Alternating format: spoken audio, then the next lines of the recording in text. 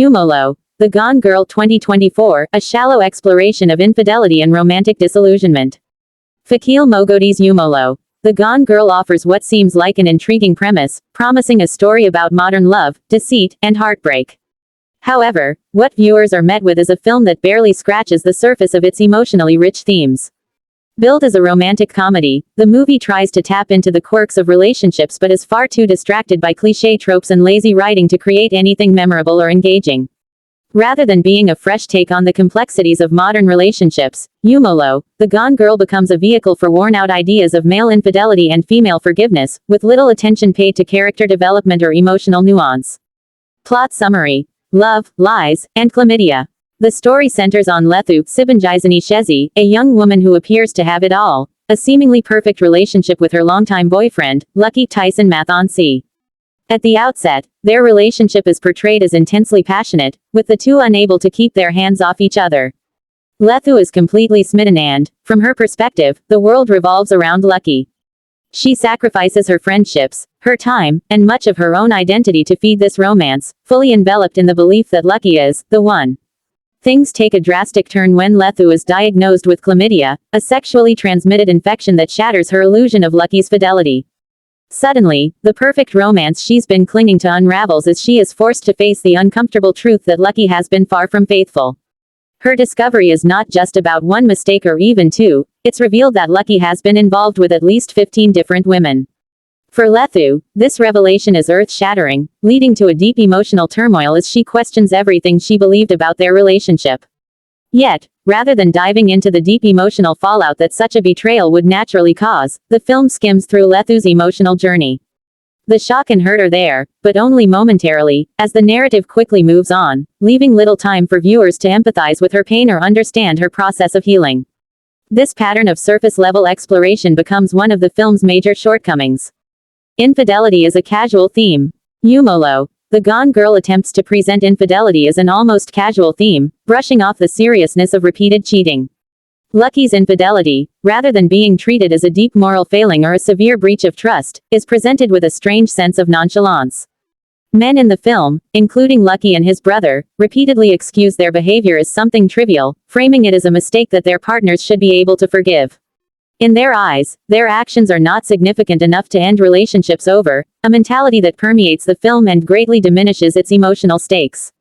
Lucky's brother serves as a comedic, albeit troubling, parallel to Lucky's own behavior. He is a habitual cheater, fully open about his indiscretions, to the point where his wife is aware and seemingly indifferent. The film uses his character as a source of light humor, playing his infidelity off as a quirky character trait rather than delving into the emotional impact such behavior could have on his marriage. By doing so, the film minimizes the significance of infidelity, treating it as more of a character flaw than an ethical dilemma or a serious emotional issue. This casual approach to cheating extends to Lucky's character arc as well. His philandering isn't portrayed as a deeply rooted issue that stems from unresolved emotional or psychological complexities. Instead, it's just something he does, almost instinctively, with little thought for the consequences. His behavior is written off as something that can be easily forgiven with enough apologies and sweet talk, an approach that feels shallow and unconvincing. Lethu's emotional turmoil, a half-explored journey. At the heart of the film is Lethu's emotional journey as she grapples with the discovery of Lucky's infidelity. Her initial reaction is one of devastation, as one would expect from someone who has invested so much of herself into a relationship only to find out that her partner has been dishonest for so long. The audience is set up to sympathize with her, expecting to follow her as she navigates the complex emotions of betrayal, anger, and eventual self-discovery. However, the film quickly moves past her pain, almost brushing aside the deeper emotional work required to make her journey resonate.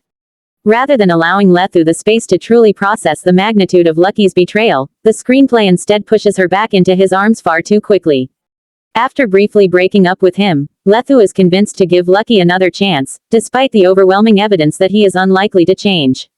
Her decision to return to him feels rushed and unearned, as if the film is more interested in maintaining the status quo of their relationship than in exploring Lethu's growth as an individual.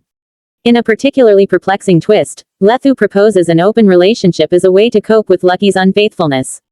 This moment has the potential to be one of the most interesting parts of the film, as it could explore the complexities of non-monogamous relationships and how couples can navigate trust and boundaries in new ways.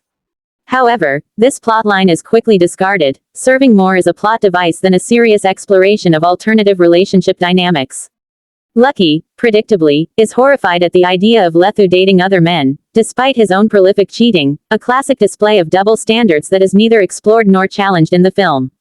Lucky's character. A one-dimensional cheat. Lucky's character is the embodiment of the film's larger issues.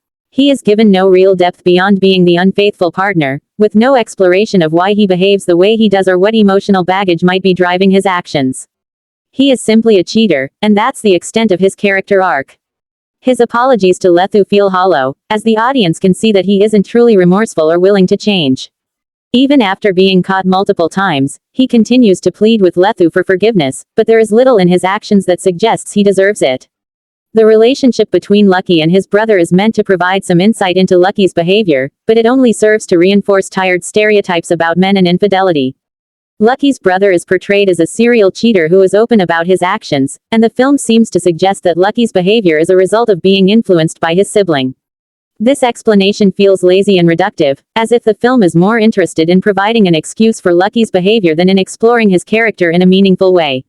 Missed opportunities with the open relationship plot. One of the most frustrating aspects of the film is its missed opportunity to explore the open relationship plotline more fully. When Lethu suggests the idea, it feels like the film is finally about to engage with something deeper, an exploration of how couples can redefine their relationships and what it means to love and trust someone in non-traditional ways. However, the film quickly backs away from this potential, reverting Lethu and Lucky's relationship back to a monogamous one. Almost immediately, had the film spent more time exploring the emotional complexities of an open relationship, it could have added a layer of depth and intrigue that is sorely lacking in the rest of the narrative. Instead, the open relationship is treated as little more than a plot twist, with Lucky's hypocrisy serving as the only real takeaway. The film doesn't engage with the challenges or benefits of such a relationship, nor does it offer any real commentary on the nature of trust and fidelity in modern partnerships. The climax. A predictable end to a frustrating story. The film's climax, where Lethu finally catches Lucky red-handed with her friend Amanda, is predictable and unsatisfying. After everything she has been through, it takes yet another betrayal for Lethu to finally walk away from Lucky for good. By the time this moment arrives, it feels almost anticlimactic. The audience has seen Lucky's infidelity coming from miles away, and Lethu's decision to leave him, though the right one, feels long overdue. This final betrayal underscores the film's overall failure to provide a meaningful or original take on relationships. Lethu's decision to leave is framed as her moment of empowerment, but it comes so late in the narrative that it lacks the emotional impact it should have had. Had the film spent more time developing Lethu's character and allowing her to truly process her feelings, this moment could have been powerful. Instead, it feels like a rushed conclusion to a story that never fully engaged with its themes. Final thoughts. A film that fails to deliver. Ultimately, Umjolo, The Gone Girl is a film that falls far short of its potential. Its shallow exploration of infidelity, lack of emotional depth, and reliance on tired stereotypes make it a frustrating watch. The performances of Sibanjisani Shezi and Tyson Mathonsi are adequate, but they are let down by a script that gives them little to work with. The film's failure to fully explore its characters' emotions or engage with its themes in a meaningful way leaves it feeling hollow and unoriginal. For viewers looking for a nuanced exploration of love, trust, and betrayal, Umjolo, The Gone Girl offers little more than a superficial take on these complex issues. In the end, it is a rom-com that lacks both the romance and the comedy, leaving its audience with little to remember once the credits roll.